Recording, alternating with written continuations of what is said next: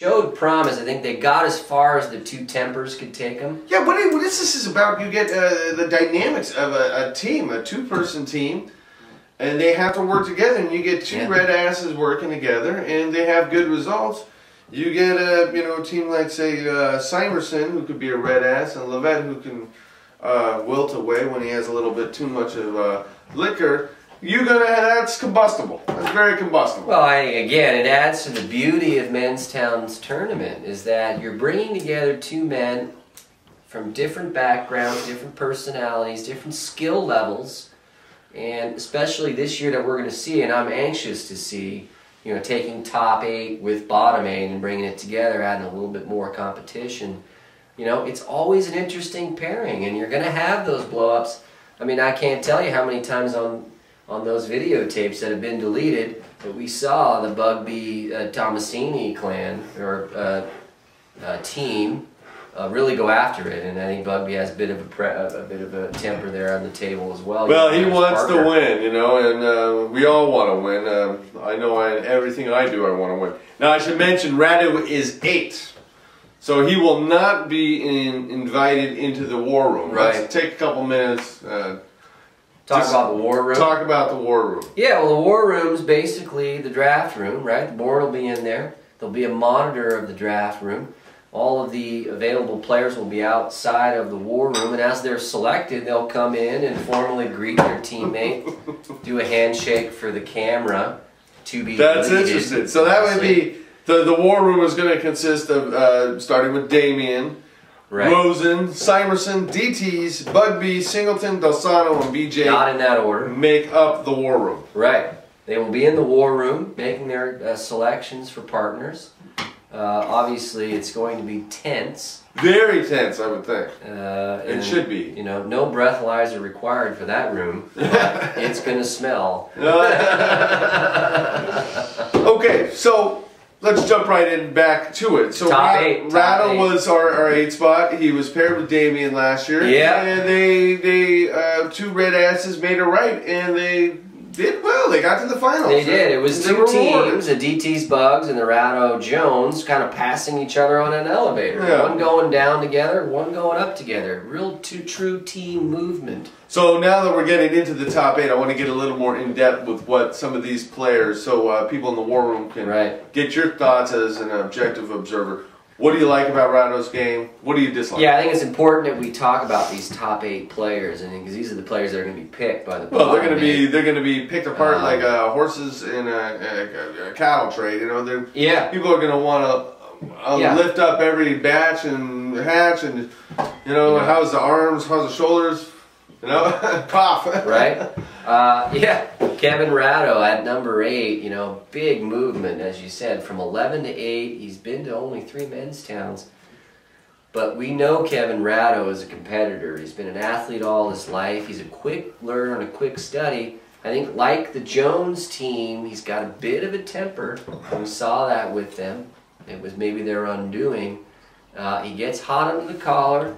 He's again a quick study of the game. He's not a skilled beer pong player, but he's a good beer pong player. Strategic, not. Yeah, no, I think he plays to his abilities. He doesn't overdo it. I think and when you get him on the boards with a little momentum, maybe he's been winning at beer pong. He relaxes a little bit and he's not, spraying them all over the board, which he's been known to do. He can nail a 3, maybe nail a 1 when he needs to. Sure.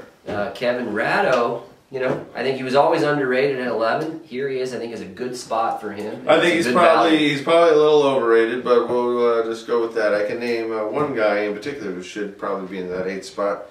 DTs. Okay, Reyes. Wow. He's 7. He actually lost a spot last year. He was 6. What does he bring to the table? I've played holy boards or enough to know that what I've heard about Reyes is that he can be a little bit stiff at times on the holy boards. Beer pong, though, he's good. He moves around. He knows how to handle a paddle. That's what I've heard. You don't see the physical gifts there with Reyes when you watch him play. I think it's not as smooth as you'd like, but it's effective. And somehow he ends up in the finals. He's one of those guys that, he always gets to the dance, but doesn't dance with the prettiest girl. Sure. He dances with maybe one of the prettier girls. And so we'd like to see Paul Reyes actually put something together with a real tandem that he can work well with. I think he feels like he's got to carry too much on his team and be that spark all the time. If he can find a partner to really gel with, we might see a first championship out of Paul Reyes. It'll be interesting. It'll be very interesting because, you know, Paul Reyes has he has the drinking side down, so you don't have to worry about him drinking so much that he'll pull a Levette and have a total meltdown. No, he is going to keep his cool and keep his composure, and, you know, be drunk as 10 Indians, but who cares? He's still gaming. All right, up next, a man who probably might want to take a little bit of words from Paul Reyes' playbook, Dom Hilligus. He's a 6 this year. Last year he was a 5. What the hell happened last year? Well, he's a Menstown forefather, which means he's really without reproach amongst Menstown. But he's not without a bit of a joke's target on his back, because he was the butt of a lot of them. And I think mostly well warranted the way he fell apart on his partner and all of Menstown with his performance. But he should have sent an apology letter and roses to BJ for.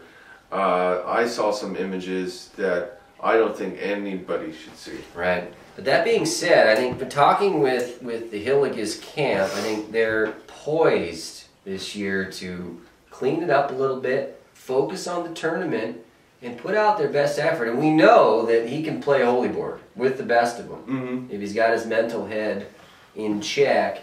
And the beer pong, well, I mean, you know, all you got to do is really win one bracket. So you get there, you take your chances on the ping pong ball. Sure. You know, I can't disagree. I talked to enough people who played holy boards with him, say that he does have what it takes. I'm not so certain he's a big body around a very gentle area like the beer pong table. You know, one little knock from a thigh and the cup's fallen and you've lost. So I think where he may run into a little trouble in the structure of this year's tournament, like the NCAAs, your games are going to be scattered along the weekends. 3-night extravaganza this year. So you may play on a Friday afternoon and then a Friday evening and not until Saturday morning again. So who knows what Dom we're going to get. You know, we might catch him feeling great and he'll dominate the boards. Feeling groovy. And then we get him out on the ping pong table at 7 o'clock after 15 Jack Daniels. And it's going to be another one of these chess games. You really have to. It's a marathon, not a sprint. All right, up next, Spencer. Number 5. Spencer Wood. You know, last year he was 4. He dropped a spot. This is a guy who's been to a number of Menstowns. He has the drinking side down. Yep. Damn good holy board player. Pretty clutch. He's always going for the 5s. Not so certain about him on the beer pong table, and he might have a temper on him too. I think there's been questions about how high Spencer's been ranked overall because of the championship he has, which was a Pismo championship with, I think, 6 other players or 5 other players. Yeah, that's the inception of the tournament. Fine, it's still a championship. He still has the ring, and he's still up high. What I'd like to see him do is round out his game a little bit. He's great on the holy boards, but the ping pong table can get in the way of him. People get really tense on the ping pong table. I think we saw a little bit of anxiety there on that footage of him and Rosen playing on the pong table, especially when they got a little bit deeper there. They did play well on the holy boards, and we expect that out of him. But in the end, if you want to win a championship, you got to bring both of them together. Unbelievable. You heard that. Up next, number 4, Dan Maloney. This guy jumped from an 8 spot to a 4 spot.